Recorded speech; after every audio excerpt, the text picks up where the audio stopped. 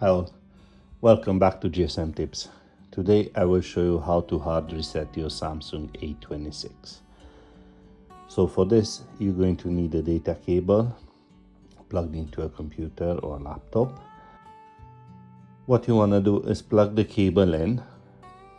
To reboot the phone, you will hold down the volume down button and the power button until the phone goes off.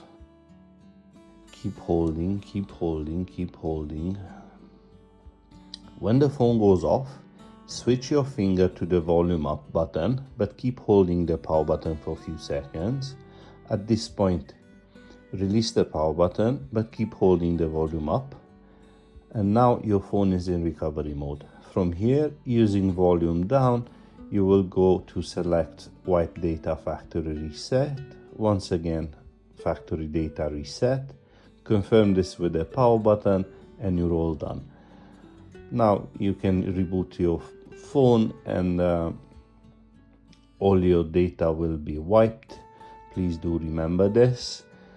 And on top of that, you will have to remember your Google account so you can reactivate your phone and you can use it as normal.